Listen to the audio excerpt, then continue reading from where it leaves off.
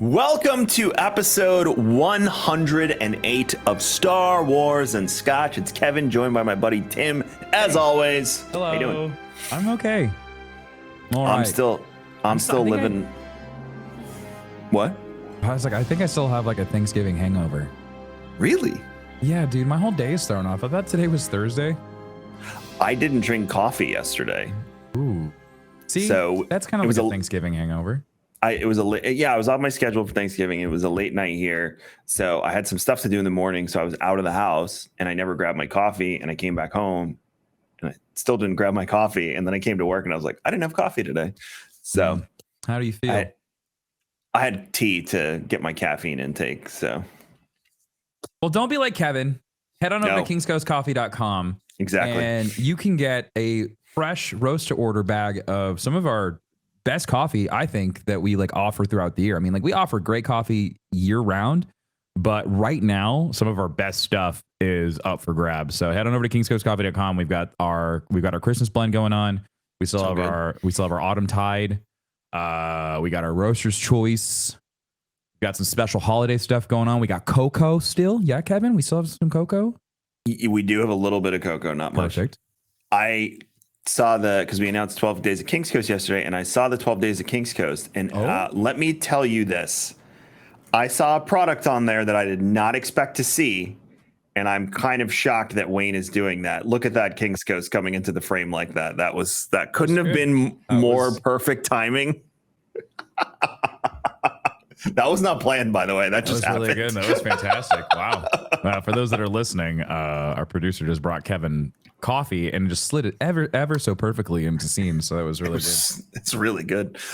So yeah, King's Coast Coffee. There's a product on there. I don't know if you looked at the list. He emailed it yesterday morning.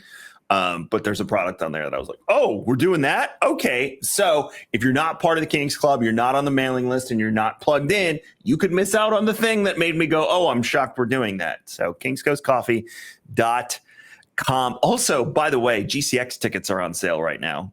So through I believe they're through the end of December. I could be wrong, but GCX tickets are on sale.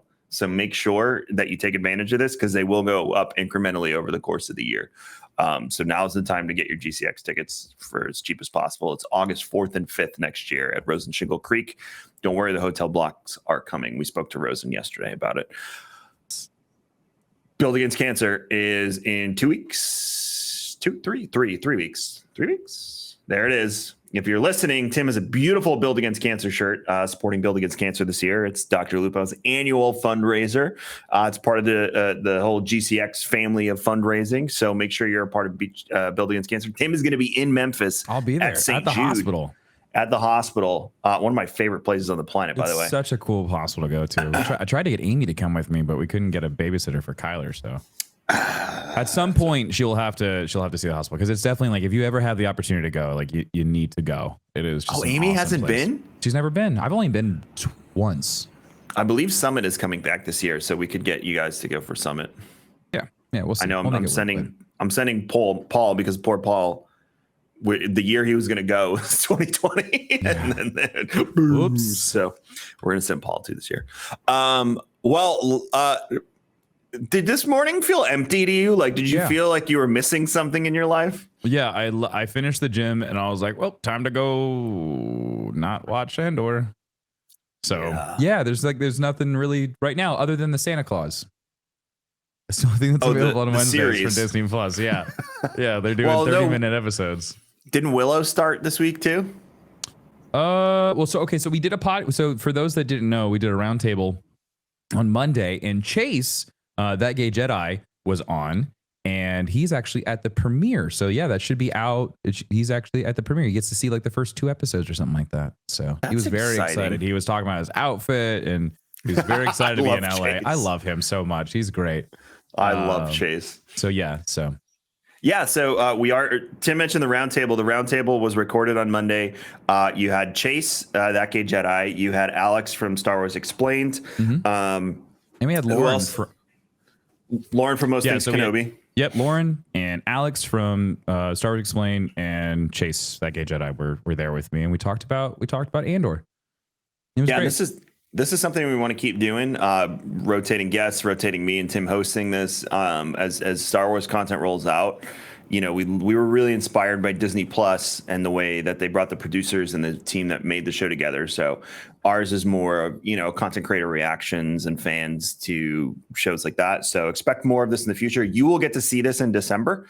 So stay tuned to our socials, Star Wars Scotch, Darkness 429, and me, Kevin X Vision, K Magic 101, and Rare Drop to see when this will come out. But it was recorded on Monday, and I'm excited to see the whole thing. I only saw a little bit of it, but I'm excited to see the whole thing. And yeah, we're going to be doing more of this. I'm excited. Everyone said they had a great time. So look out for the Andor roundtable from Star Wars and Scotch next month. But yeah, Andor felt empty this morning. Andor has the highest Rotten Tomatoes rating of any Star Wars show, by the way. That doesn't surprise me. It was a masterpiece. Like it was fantastic. It was a great show. Like, you know, we talked about it earlier, and it was just like from start to finish, there isn't a like bad episode, you know, and it's just like every episode, in my opinion, and I know a lot of people like they had a hard time getting through like the first like 2 or 3 episodes. Because it seems like that was like kind of like the stopping point for a lot of people. Like, I gave it like a week or 2, and then I was like, I don't understand why I'm watching this. It's like, you missed out on so much. And like one of the other things that you know, we talked about it, and we continue to talk about it, is just like how this relates to things that are going on in the world currently, and like kind of like how it feels more surreal than other Star Wars experiences. Like I really felt like I could put myself in the shoes of any of these characters. Like it felt more relatable. It felt, and I really think because they didn't introduce this stereotypical cookie cutter Star Wars formula of like Jedi hero, lightsaber, fights Sith bad guy, win, you know, and just like, yay, we all celebrate and have a good time. Like this was like, this was an emotional roller coaster. I mean, we went from, you know, Cassian at his lowest point to his highest point to his lowest point again, and then, you know, coming back as, you know, kind of like growing into his own as this like leader, you know, not just like this rapscallion. It's a beautiful journey, you know, and it's just like, it's so hard. It was hard for me not to get behind it the more I watched it, because it got to a point where I was like, damn, that episode is great. Wow, this next episode was even better. Wow, this got better. You know, it's just like every single episode progressed in an exponential format where it was just like, man, every time this ended, I was like, I need more. I need more. I want more. There's always this connection for me to Old Republic, Legends, lore, all that stuff. Andor didn't really go that route. So it was almost like a new part of Star Wars for me. It was like when I read the first High Republic book. Sure. And yeah, there were references to things, but it's like a whole new story. Mm-hmm. And that's how Andor felt. It felt like I was in a familiar place with characters that I didn't know, but I was learning so much about them that I had never known before. Yep. And I think that was what drew me in. It was action-packed, it was exciting, and it was something I wasn't used to in Star Wars. Like there's always a link back. Even in Mandalorian, I could go back to the Old Republic games and talk about the Mandalorian lore and that. And you could, they went to, you know, some familiar locations that we knew. Mm-hmm. Everything was just new except for pretty much Coruscant. And even the way we saw Coruscant was completely different than we had ever seen it before. Exactly. So that was what made it interesting and exciting. You know, one thing that I'm seeing all over that we didn't talk about last week with Andor is everyone's saying that it's on a collision course with Rebels for season 2. That was kind of like what I mentioned last week, Kevin, was like, fuck, at the end of at the season finale, it didn't feel like the show was about Cassian anymore. Like Cassian was a big part of it. He was definitely a larger gear within like the rebellion machine, if you will. But like this show did such a great job of highlighting and showcasing so many different facets of the rebellion, you know, from so many different points of you know, perspectives and angles. It was just a beautiful showcase of so many different people trying to like essentially do their own things, but at the end of the day, it's all towards the same goal, right? And so like, yeah, you're right. This is definitely going to like, it's going to be a mashup of like what Rebels is, you know, and that's why it's like, man, I'm really struggling with the name of the show. And it's like, it makes sense because like Cassian is a very, very like strong part in like, and I really feel like by the end of season 2 and as we, and it ties into Rogue One, like Cassian really will be, you know, like this hero character, you know, they kind of like tried to do it with Jin. They like introduced Jin in like Battlefront. And so she was like a playable hero character. And so they wanted to make sure like Jin Urso like still got like, she got her spot and her time in the spotlight, if you will. And now it's Cassian's turn, but Cassian still isn't as, he was never the forefront of Rebels or I'm brain farting here, Kevin. Rogue One. He wasn't the main character of Rogue One. He was a side piece, but like now his character is so interesting. Like I want to know more about him. And I wish that he had like more character development in Rogue One, because holy shit, his entire adventure from start to finish is just, that's going to be a wild ride. If it's anything like season 1, I'm excited. Yeah.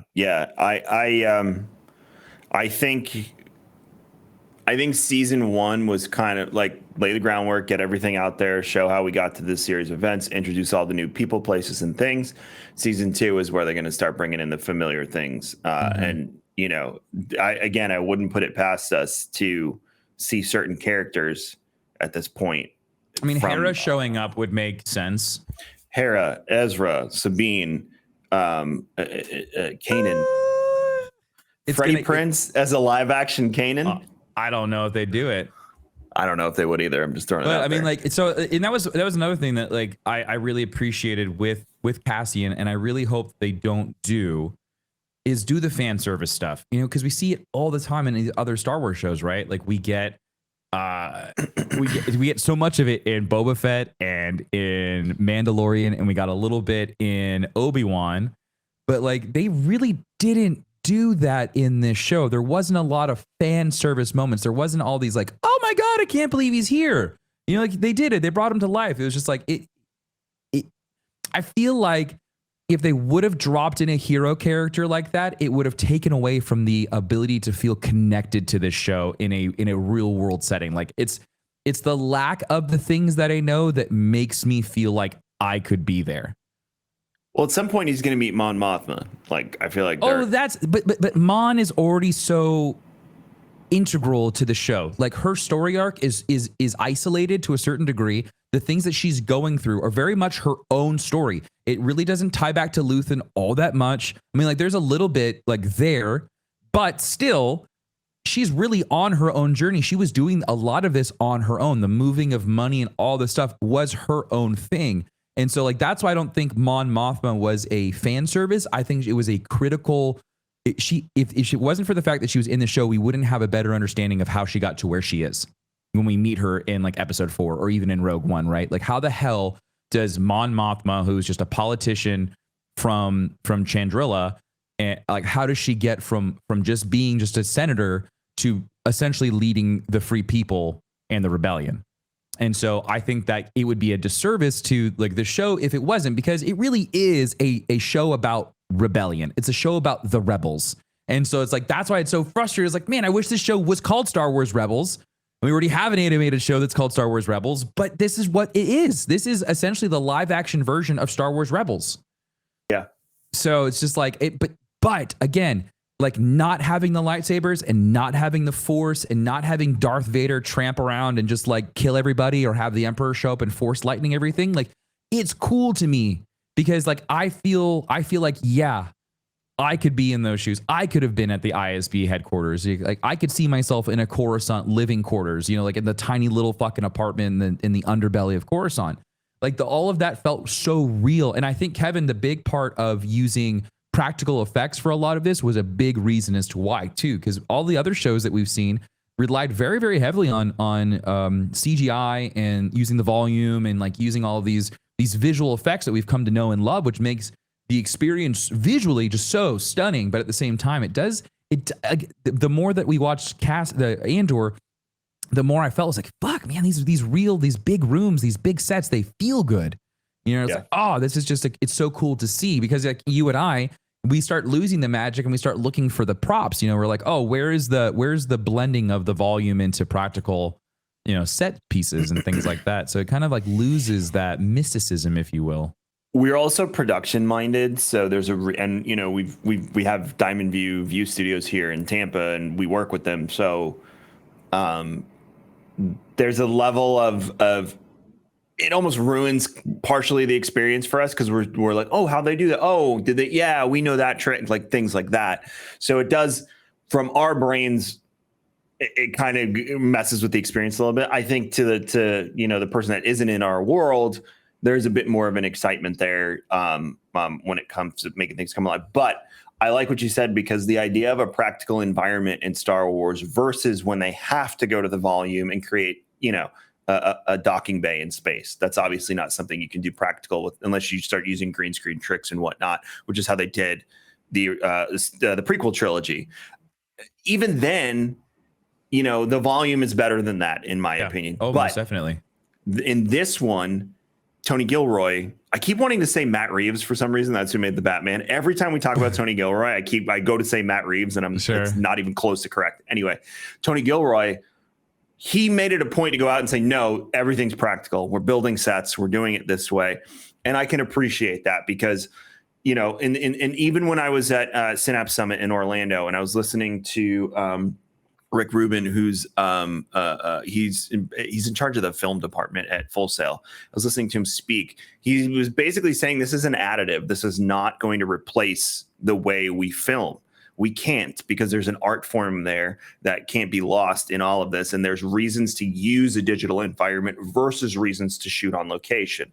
And I appreciate what he said about that, because then it helped me with Andor being like, why aren't they using volume? Like, it makes more sense to do it this way in the environments that Andor existed in. Yep. Yes. When it came to places like Coruscant and whatnot, maybe some of those shots of the city and stuff would have been better, on a volume as opposed to CGI. But this was Tony Gilroy's vision, and you know what? He knocked it out of the park at the end of the day. Where there's no reason to split hairs on how it was produced. So I'm very, very happy, and I'm excited for season 2.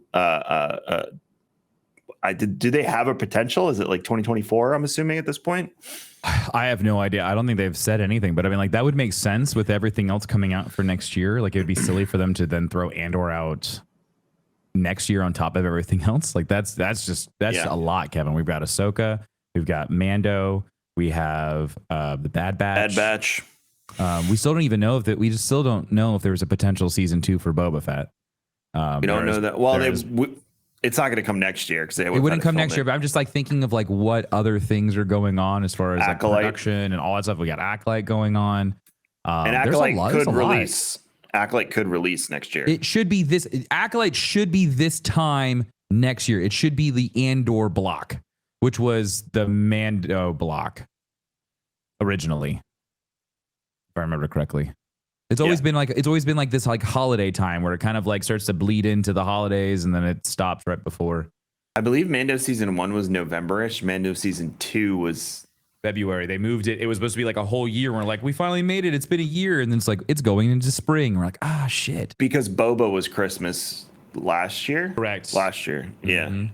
So, I mean, I would love Acolyte to round out the year because that again, that will be in vein of Andor, where it's a familiar universe. We're going to know nothing except possibly if it's the Darth Plagueis rumors are true. That would be it. But we've never seen Darth Plagueis either, right? Aside from art. Yeah. They actually just re-released his book, which I thought was interesting, and it's now called the Tale, like a Star Wars tale, Darth Plagueis.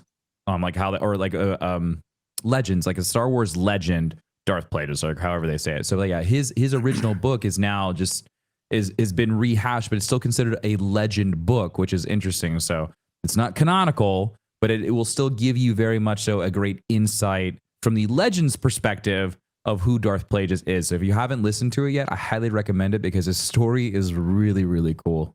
And like we said about legends are the rumors around the galaxy. It's things that were whispered and said, and there's truth to it almost, and to an extent. And we can say that with authority because the books are literally saying that. The books are saying They mention legends. They call back to those things like, oh, I thought this was only just a legend.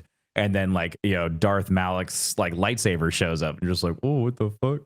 Have you ever heard the tale of? So, yeah, I also think when it comes to Legends versus canon, then we'll get into the next topic. I also think with Legends versus canon, they went too heavy on trying to rewrite the story, and I think they've backpedaled a lot. So like Oh, yeah, Luke's for story, sure. you can't even say Legends anymore because they've changed so much of it that it just doesn't fit at all, even as a rumor. Now it feels more like they're like, okay, we were wrong. Did you see the concept art for Kylo Ren, by the way, that was denied? No. So it is Darth Vader's helmet piece, like the top piece, and the mask like comes down. It almost looks like two fangs as the rebreather, and it's these eye sockets, but they're turned. They look like the concept art Darth Vader. Remember, the eyes are like more angled, so it looks like that. They do that more in Rebels too. If you notice, the animated version of Vader is more in that vein than it is in live action. They do the tilted eyes. They do this is the rebreather is definitely more like Shogun-esque looking. Yeah, so that's cool that they leaned into that for the concept art. It's a shame that they didn't get to do it though, because like Kylo's mask is pretty rough. I like Kylo's mask. I think It the looks reason great they with the hood up. When he takes his hood down, he looks like a bald guy. And Yes. it's just like, oh, you kind of lose like the badass part if your hood comes off. I mean, Jedi also look badass with their hoods up, and then when they take them Every off, time. you're like, You're like, oh, you're not going to kill that on. anybody. You were just cold. Oh, Yeah. So I understand why they didn't do it. It was too Darth Vader, but at the same time, it would have played nicely into his obsession. that with was his the whole grandfather. point. All he did is idolize his granddad. So I mean, like for him to take on the embodiment of Grandfather? Darth Vader would be so. It would have been perfect. But one other thing, Kevin, that like I really wanted to like talk about is you brought up Acolyte. The lens that this show was shot in, the Andor was shot in, is very much the same lens that they used for Rogue One. It's very dark. Yep. The shots are tight. It makes like it's always full of just like action. Like every shot, like it's just a boom right in your face. Do you feel like, since we know that Acolyte is going to be more of like a horror investigation style show, do you think they're going to use the same style of cinematography when it comes to this show that Andor does? Because I really feel like Andor brings across the more mature viewing lens. Like it's definitely designed more for like a more mature person. This is not like the kiddie Star Wars stuff. I mean, like they did a very nice job of like when Cassian puts a blaster up to somebody's head, you know that he shot him point blank, but they don't show it. Or like, you know, when someone gets like completely crushed by a pallet full of credits, you know, his innards like went shooting out the other end, but they don't show it. You know, it's just like they did a really, really classy job of like not using violence for the sake of violence, but violence for getting a point across. And so do you think they're going to like hold true to that with Acolyte, or do you think they're going to come at it from a different angle? So I'm looking at Leslie Headland. She's the showrunner for Acolyte. I'm looking at her credits. She did Russian Doll, which is very artsy. And oh my God, she was a co-producer on The Bachelorette earlier in her career. She probably wants that wiped from her. She probably wants that. It's like one of her first credits. So she probably just worked on the show. Yeah. I feel bad for her almost. And she did the remake of The Heathers, which was also pretty artsy. So I think you're going to get more of a yes and no, essentially, is what I'm saying. I think you're going to get a very interesting portrayal from an artistic point of view on the show. It also depends where the show takes place. So in the description that we got way back when, it's a Jedi or a fallen Jedi searching for artifacts of power throughout the galaxy because they're trying to achieve some sort of goal. The age-old story of the Jedi that leaves the Order and is like, you know, I can do this better than they can, and you know, ends up running into all these dead Sith. That's what I'm assuming. If that's the case, it's going to be a very bland color palette. They're going to focus on your reds, your crimsons, your magentas, things like that, because they want to signify the evil in the galaxy, the dark side, and things like that. So I think it is going to be pretty bland, but it's going to have those pops of color. Russian Doll did that a lot. Okay. So it's going to be a pretty bland back with pops of color to accentuate. Remember, this is a very extreme example. Do not take this face value. Do you remember how in Ronin, everything was black and white except for red and green? Yep. Kind of like that, but in a real act. That is an extreme example, kind of like that. So, but use Obi-Wan in Anakin's conversation when they're fighting, and they use light to visually showcase the changing of Anakin from good to bad, like that constant back and forth. And they just used a light bar. I watched the behind the scenes. It's just some dude with a light bar. Yeah. And like, but it looked so good. And so like, yeah, to that point, that would be really cool to see like the visual storytelling to that degree, because like, that's always the fun stuff to go back and watch again. Cause it's like, did I miss something? I did that with, what was it? Oh, Hill House. Hill House did the one shot take in that one episode when it was in the front. They went from the morgue into the house and like back and forth and stuff. It was just one shot. Like that Alfred Hitchcock style cinematography is just like, oh my God, I love that. So yeah, hopefully we get like a horror Star Wars show. To me sounds really, really exciting. Because like, I mean, the scary stuff in Star Wars, the mysticism, like you go to Dathomir, think of that. I'm really excited to hopefully like kind of lean into those vibes a little bit, because like going to Dathomir in Fallen Order is probably still like one of my favorite moments in just like being involved in Star Wars medium. Going to Dathomir as Cal Kestis is probably still like one of my favorite moments, because it was just like, wow, this whole planet came to life. Because you saw a couple pieces here and there in Clone Wars and in Rebels, but like to get the full experience, it's like, oh, it's so neat. And so I would love to see more of that shit. Yeah. I think that you're on the right track when it comes to that. By the way, I saw a TikTok video of them doing a one shot in a room where it was like a time lapse.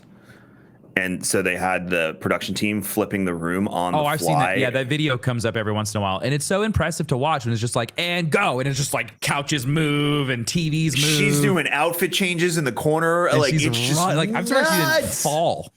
The running back and forth is crazy. My thing was like, because it's like 2 minutes long. Mm-hmm. And my thing is like, if you got to like 1:45 and you're the one who fucked up the entire thing by like tripping or like putting the couch in the wrong place or something, I'd be, oh man. Gotta do the whole fucking thing again. Because of Jerry. Yeah. So I think Acolyte is going to be very, it's going to have that palette, but I think it's going to have pops of color. I think that's going to be the play. Again, this is a random prediction, and I'm basing it off of other work that Leslie has done. So yeah, we'll see. But when I didn't know who she was when I saw it, and then I looked up her writing credits. I was like, oh, okay, Russian Doll and Heathers. That's actually a decent. I didn't like the new Heathers. I'm a fan of the old movie, but Russian Doll was very good. So I have a feeling they hired the right person for this. And Russian Doll has that. What's the word I'm looking for? It's not dark. I don't know, something along those lines feel to it. So we'll see. Tim. Yeah. I just downloaded Yoda #1, so I'm going to read it this week, and then I'll get back. I don't want to talk about Yoda anymore. No, I want to talk about Yoda because Paul put in the notes that Yoda #1 released in Marvel, not IDW, by the way, because all the other about it. All the High Republic Yoda stuff was on IDW. Rahul Kohli, you, sir, have ruined Yoda for me. Go ahead, tell them. Do you guys know that Yoda has a first name? What is it, Tim? Fucking Minch. MINCH. Minch Yoda. His last name is Yoda. Lucas wanted his name to be Minch Yoda. Do you know what Mensch means in Yiddish, though? No, what does Minch mean in Yiddish? It's someone you admire, emulate, someone of noble character. So as a fellow Jew, me and Yoda, Yoda's Luke's Mensch. Think about it. I mean, you're not wrong. I know I'm not wrong. It's just the word within the context. It's just weird. And now I can't see. All I see is this old guy named Minch now. I see an old Jewish grandfather. Tim, that's not far off. Like, why is it so shocking? Because now it has all come to full circle. And it's not like Yoda is no longer this very like powerful, wise sage. He's like a grandpa you're gonna go hang out with and have lunch. So here's my question. How do I get my wife to replace our traditional menorah with a Yoda themed menorah now? Babe, his name's Minch. Like, that's your argument. That's it. That's it. His name's Minch. He's like, we got to do this. I bet you they have Star Wars themed menorahs. Oh, I'll find one. I will have one custom made if I have to. I was it's a weird looking one. this morning, and there's menorahs for everything, but I didn't find a ton of Star Wars ones. But I found a Baby Yoda one, but that's not the one I want. I want a legit full Minch Yoda. I want one now with Yoda, and it looks like he's holding up all 8 candles with the Force. That'd be so sick. It'd be cool. Like, yeah. Oh my meditating. God, you could do that. It's like Yoda, and then just do like acrylic candle holders in his. Yeah, that I love that. Yeah. Light the menorah. I will. Like more presents, yes. Mike. Also, I try to explain Hanukkah to my kids, and they're like, "Oh, more presents," and I'm like, "Yeah, more presents." It's like, no, I just take your Christmas presents and I stretch them out over 8 days. Have you guys not? Have you never celebrated Hanukkah with your? I have. We've never done it with the kids, really. So this is the first year that we're gonna actually talk about it with the kids and stuff. That's cool. It's a cool story. I like the story of Hanukkah. Anyway, yeah. So I'm gonna find a Yoda menorah because I feel like Hunter will love that too. Find your Minch, And then dude. he's gonna go to school. What's Hanukkah, Hunter? Well, you see, we got this Minch menorah, and we light these candles, and Dad gives me presents. So Yoda used the Force to keep the oil in the lamp burning free. we're really ruining Hanukkah here, Kevin. I like this version of Hanukkah better. I want to Star Warsify Hanukkah and Christmas. Yeah, It's dude, life, come on. It's Life Day now. I'm just gonna call it Life Day. I was not going to tell Danielle I was going to buy the AT-AT blow up Christmas guy from Walmart. It's 8 feet tall apparently, and I was just going to buy it. And I was just going to plug it in, and put it on the lawn, not say anything. But they were sold out. Oh, that's cool because then you could have had a yard battle with your neighbor. Oh my! You saw that when you were over the other day, right? It's the same thing he had last year. It's the obnoxious, massive Santa Claus. He's a regional exec at Walmart.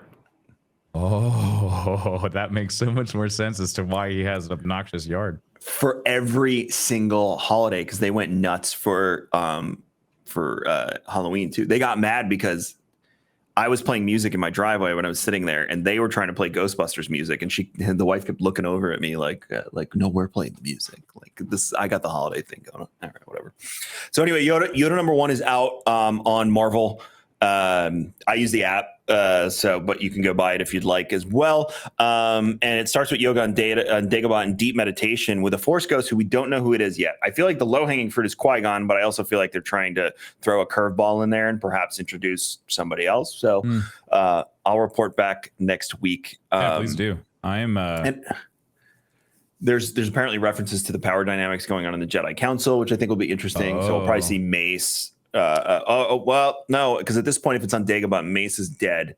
So maybe that's who the Force Ghost is. Why can't Mace be a Force Ghost? Tim left. Stop trying to bring him back. He's dead. But you could be dead and be a Force Ghost. No, you can't be dead and be a Force ghost. You have to go through the training. Be like, you don't think Mace dies, goes up to whatever the wills of the Force is and be like, listen, motherfucker. Okay, Samuel L. Jackson might have, but Mace Windu would not. They're interchangeable. It's the same. It's not.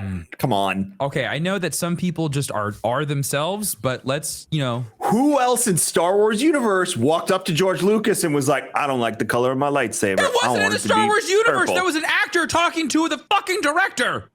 I want it to be purple. And he's like, all right, you can have a purple lightsaber. And from then on, they canonized the fact that a purple lightsaber has all this meaning and whatnot. And Samuel L. was like, purple. I'm so tired of this argument. But honestly, I hope with this comic book, I would hope that we get some type of acknowledgement as to where Yoda's race comes from. We've been sitting on this whole thing with Grogu and we know that there's more, and we have Yaddle, and we know that Yoda talks in a funny way just because of his master, and the race doesn't actually talk like that. There's so many, we're getting this breadcrumb trail, but when do we actually get to the place that we want to go? How long are we really going to stretch this out for? That's the problem Star Wars is struggling with. I think they're taking the secrets and just... It's exhausting right now, Kevin. Because I think I would have been fine with it if they would have just left Yoda alone. If they would have just left Yaddle and Yoda, and it would have just been they're the only two, it's totally fine. I would have been fine with that. But the moment you brought Grogu in, and then you start talking about bringing him back to his people and all of that, you completely start to ignite a flame of curiosity. And what happens now? And we heard Yaddle speak. Yeah, we have Yaddle talking. we know there's now no more information about why Yoda's sentences are formed the way that they are, and now we have Grogu. All three are from the same species. We just don't know where they're from, and it's up to Mando to get him back to his people. But is it really his people? Are we talking with like formalities here? Are we talking about he needs to go back to the Jedi, or is he now considered Mandalorian because he's a foundling? So going back to his people, does that mean going back to Mandalore? Like, I don't understand where we're going with Yoda, Yaddle, and Grogu. It's very confusing right now. Series will see multiple writers, with the events of the first 3 issues being scribed by Kevin Scott, who we love. As we meet Yoda just before Luke arrives on Dagobah, we then go back to the High Republic era where Yoda does something nobody expects. Playing around with the dark side.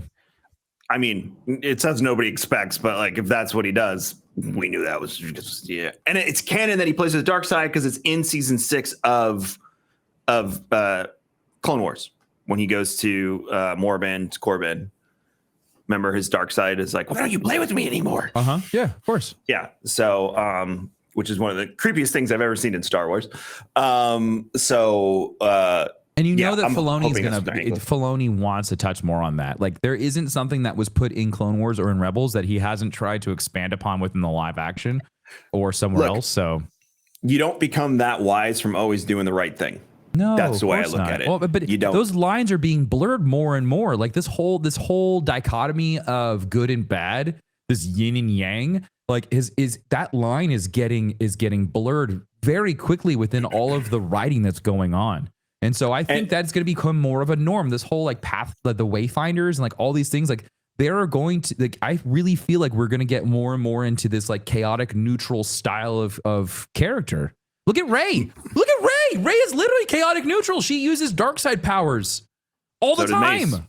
So did Mace. Mace. Qui-Gon started to a little bit. I mean, like there are so many so many cases of Jedi just like tapping into because they understand. Like even the Sith understand that just like, hey, like this way just might be better for me, and it doesn't make me inherently evil or bad. It's just this works for me. So, one thing before we take a quick break. Do you think Yoda couldn't tap into the dark side because he's so attuned to the Force that it's just too much? The dark side Mace is could the control Force. it. Right.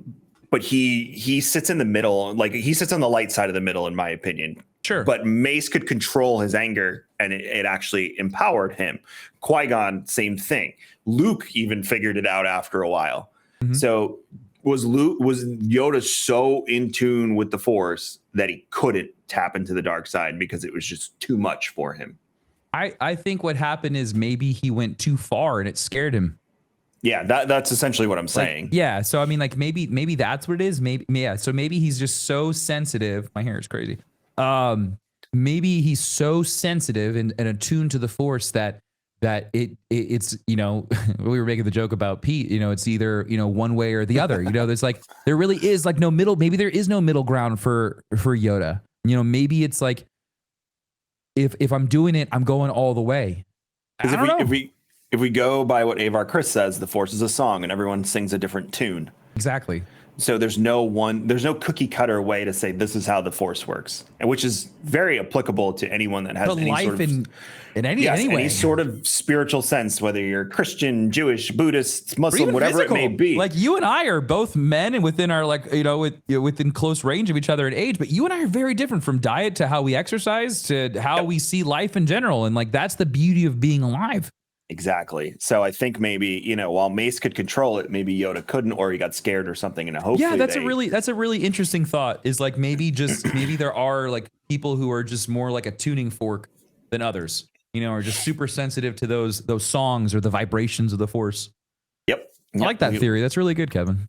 Yeah, I kind of just full circled that one. Hey, we're going to take a quick break and pay some bills. We will be right back with, let's see, what are we talking about next? Oh, we got some Rogue One, a little bit of more Andor, and some toys. I like that. And toys. The Black Series figures. God, I hope they're adult toys. Ready? Clip that. You ready? And for our Luke Skywalker dildo, perfect Christmas stuff. And we're back. Don't Google that. You gotta fade. You probably gotta fade that in, right?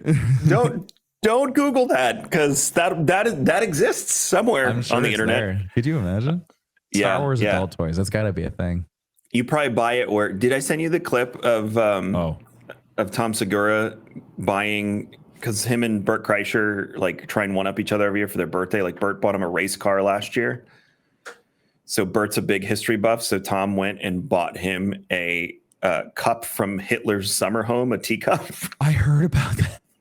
I think you talked about it in the group chat. Oh my God. Bert's watching Bert get that. He's wheezing. He's like, oh my God, the Fuhrer drank. And he's Jewish. And he's like, the Fuhrer drank from this. He's like, my wife's not going to let me bring it in the house. And Tom's like, you should make every guest who comes to your house have to drink from the cup.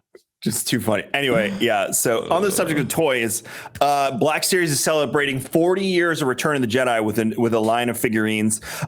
Bib Fortuna, Poplu, Emperor Palpatine, Chewbacca, and a Stormtrooper. I wonder if these are like the toys that I had growing up, because I had a bunch of Return of the Jedi toys. No, these are like Black Series, beautiful. Like yeah.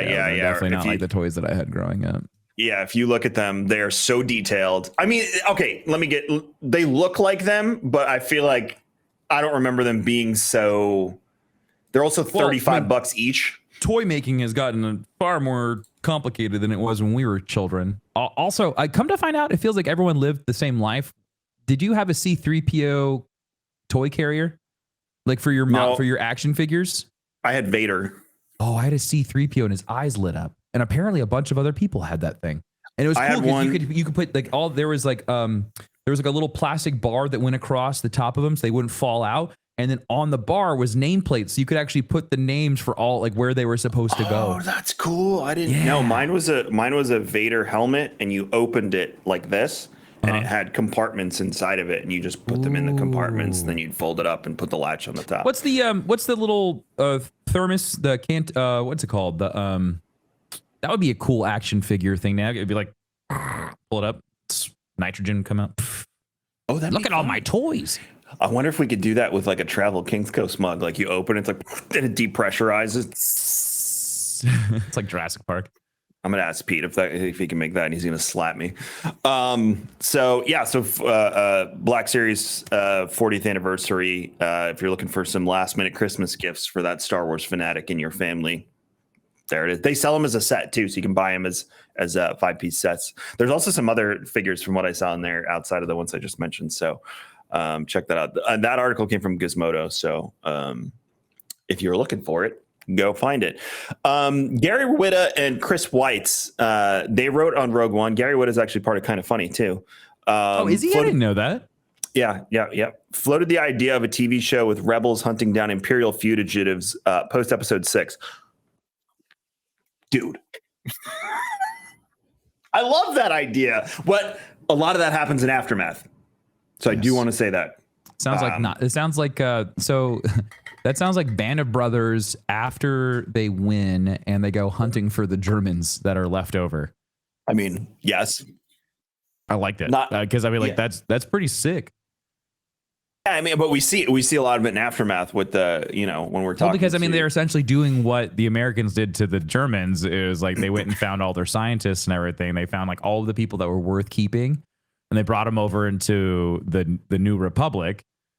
And so like that was a problem in of itself because they weren't like in Aftermath, they weren't checking on everybody as to like were they good or bad. And wasn't there like a couple like double agents that ended up like flipping on the rebels or on the New Republic? So like yeah, that's really interesting. I like that. I would like to see that in a cinematic world. So does that mean that Ilum was the Argentina of the Star Wars universe? Oh my God, it is. It's where all the Imperial officers went to hide. Holy shit. And then they end up weaponizing Argentina and turning into a death planet. I saw a thing. It was either Argentina or Brazil. I can't remember. They're like, this community has the second biggest Oktoberfest celebration in the world. And I was like, oh my God. Yeah, it's somewhere in South America. Uh-huh. Yes. Yeah. Yeah, Argentina, Chile. Yeah, it's like Chile or Argentina. I wouldn't talk about that. Yeah, but it's funny because like they recognize like where it comes from. They're just like, ah. Yeah. So, I think that would be a great show. But Gary said that just nobody ever did anything with it. So, I like the concept. But that's the thing is, if you put it out in the ether, Star Wars is never, ideas like that never die. They can always come back in 10, 20 years. Or become so maybe we will get that. Films. Yeah. Fan which films. end up on, oh my God. which end up on YouTube. I've seen some absolutely incredible ones on YouTube. It's pretty amazing. I love the ones that where the screens, like the on-set pictures get leaked, and then people ask me why Maul and Ahsoka are fighting on Tatooine. There's dead Mando there on the corner. What happened? There's one. I think I sent it to you a while back. The Republic Commando one. Yeah. Where the UI in the helmet is literally the UI you have in the game, which is just, I just love that. But yeah, please remake, not remaster, remake Republic Commando. Thank you. It's one of my favorite games. Such a good game. I stalled, by the way, on Knights of the Old Republic 2. I was like, the controls, it's just, I got about 40 hours in and I'm just like, I can't do this anymore. Were you playing it on the Switch? I was playing on the Switch and it's just so much of this and like running into a wall and then the queue-based combat. I'm like, I can't. I love this story. It's one of the best stories ever told. But my God, the combat just drives me nuts. But that was all the rage when that game came out. That's what everybody did. What else did we have? Fable hadn't even come out yet. Like we didn't really have much on that side of things. Well, Final Fantasy was so popular. And so everybody was just playing off the Final Fantasy cookie cutter equation. Yeah. And they even improved on that because the combat, to me, I don't like turn-based Final Fantasy combat. It's part of the reason I never got into it. They did it as a queue-based combat system, so there was still action involved. You could just pause. You felt like you were kind of like controlling your guy more than you were in Final Fantasy. I mean, you could queue 3 characters' attacks up to 4 attacks, so you had like the next few minutes barrage and right. So it was tactical, but at the same time. So I don't know. Anyway, but yeah, I think that would be that could also make a great game. I was thinking too, even if they don't want to go that route, that would make a great game where you're like some sort of Republic bounty hunter just going around rounding up Imperials. Oh, I didn't think of that. That'd be fun. Essentially Red Dead in Star Wars. Oh, man, what a great game. I hope they make a third. I saw a clip the other day. GTA 6. I saw a clip the other day that says me dying peacefully in my bed at 90 years old, and then said the day after I die, and it was the loading screen for GTA 6 coming up. Oh my God, I'm gonna have a new level of anxiety. I was like, these are gonna be games that come out after I die. Wow. Oh, I'm already thinking that. I probably got 40, 50, 60 good years left on this planet. So, Kevin. Yeah, I hope so. But I'm already like, man, there's gonna be Star Wars content after I go that I'm not going to see. Wow, that's bad. Like somebody's gonna remake Lord of the Rings again in my lifetime, aren't they? And then they'll probably add to it, and I might miss it. So dark thoughts with Kevin Murray. So back to Andor. We have 2 more things on Andor and the characters. Tony is hinting at new characters entering Andor in season 2. So new characters. So he says we're getting into legacy characters now as well. It's very complicated to get everybody to book out and book everybody's schedule. Everybody's busy. Nobody knew that we were going to have this many characters when we started. My fault. So Tony's trying to expand this. Names that you said before. Hera's been hinted at. Bale's been hinted at. Tarkin's been hinted at, which we know they can bring Tarkin back to life. We've seen it. I mean, it would make perfect sense to see him. Director Krennic. But the whole idea of seeing Galen, I mean, like, this is all. We can see Galen again. We probably will see Krennic next season. Like Galen. So if you read Catalyst, even if they just like mentioned him, or like had a scene with him, I mean, like he's deep in Coruscant right now in the research and development of the Death Star. So like he's locked up in a science lab, but he's still happy, right? At this point, or no? This is after that flashback scene where I don't know where we are. I don't know where we are in the timeline, but there's a point. There's a flipping point. Jin's a kid in that scene, so probably not, because she's a teenager by the time we meet her in Rogue One.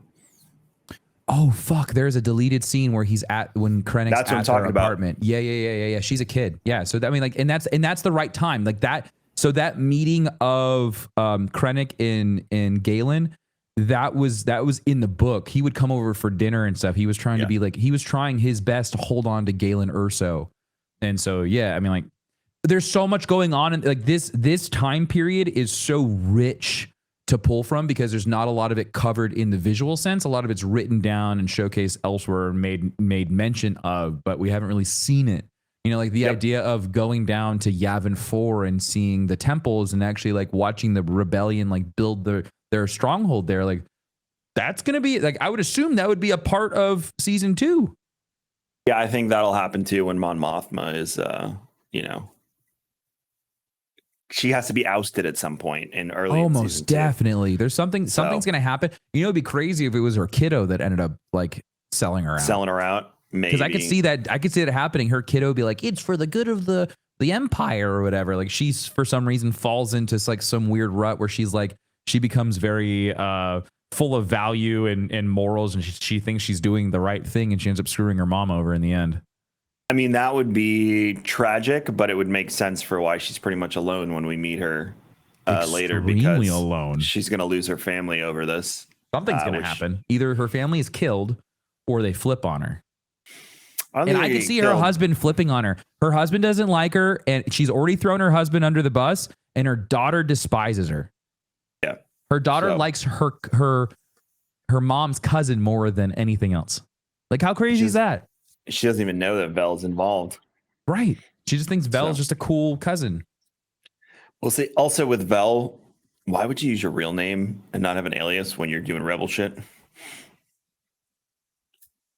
That's my point. Luthen does that too, and I'm always like, what? No? Well, he likes Axis now. I think he's just going to stick with Axis. Oh, yeah. No, he's like, ooh, that is like the ring of that. Yeah. Axis. It's like the lights. Mufasa. Ooh. So StarWars.com listed out all of the Easter eggs in Luthen's shop. Some of them we knew, some of them are new to me. So we got Amidala's headpieces in there. No way. Yep. Mandalorian armor, which we saw. The Jedi Temple Guard mask we saw. What's the Sankara stone? That sounds familiar. Wasn't the Sankara stones what they were looking at? Those tablets that she was showing her? Oh, that's from Indiana Jones. That was the Easter egg.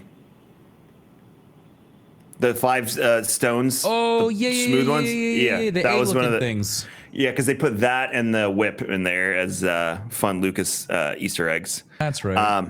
We saw the Sith holocron in the back room. I wanted that to come into play somehow. I know it's not going to because it's just such a minute. There was multiple holocrons back there. There was Jedi holocrons too. There was big ones and little ones. I wanted the Sith one to play into it.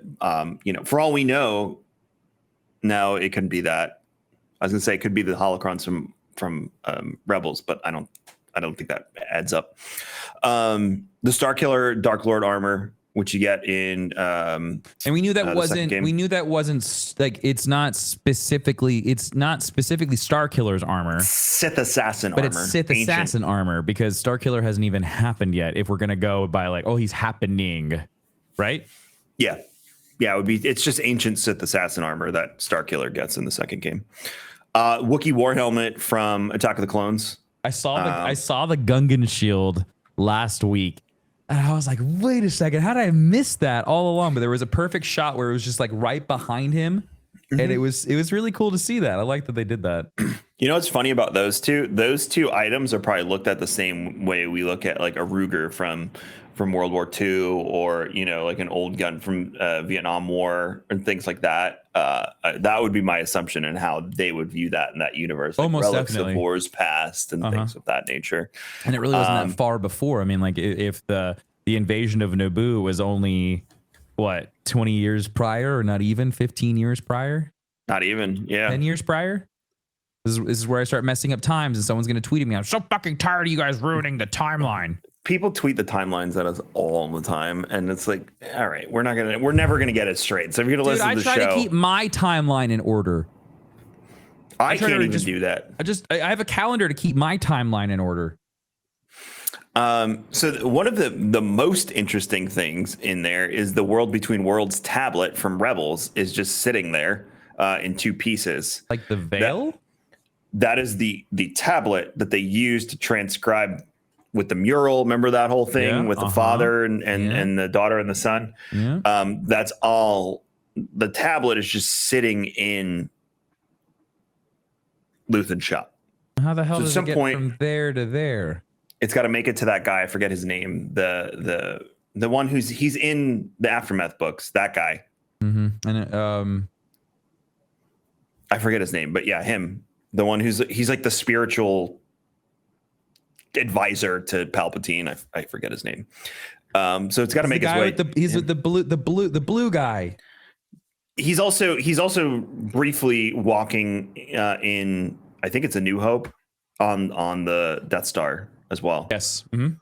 So him. Same, but I know you're talking about. Yes.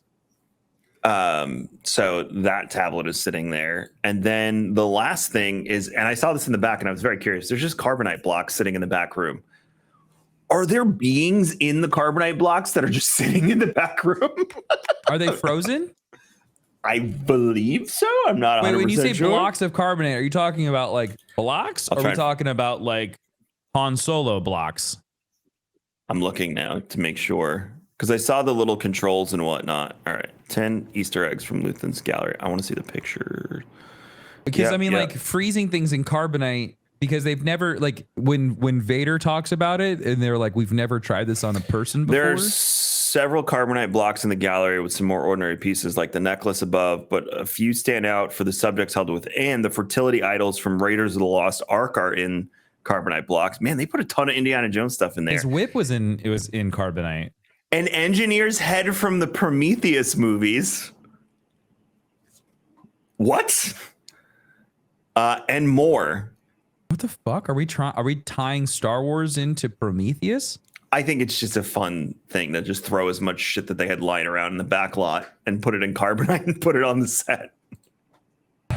For people like you and me. I know, but I've heard theories of people trying to like tie Star Wars into like our world and things like that. I wonder. Legends has a tie to our world. There's like the two Adam and Eve are from that universe and they end up like a spaceship crash on ours.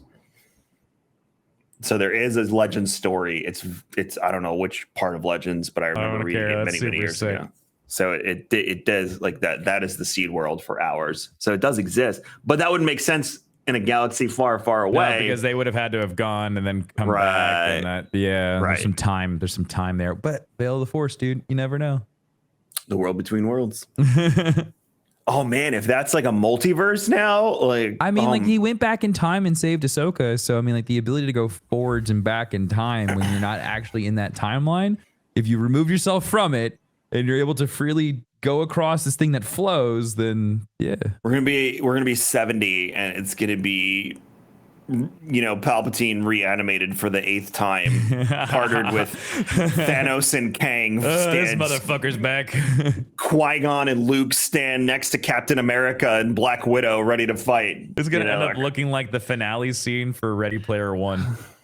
Yes, it's gonna be exactly. Like all of these heroes from all of these shows. You're just like, how the fuck did they get here? Exactly, you know, and then by then DC will be a part of Disney, so Batman will be standing there, and Joker, it'll be a whole thing. Well, thank you so much for checking out episode 108 of Star Wars and Scotch. We appreciate you as always. Again, warning you about that King's Coast. Make sure you take advantage of that, because that thing that I saw on the 12 Days of King's Coast shocked me, and it might shock you too.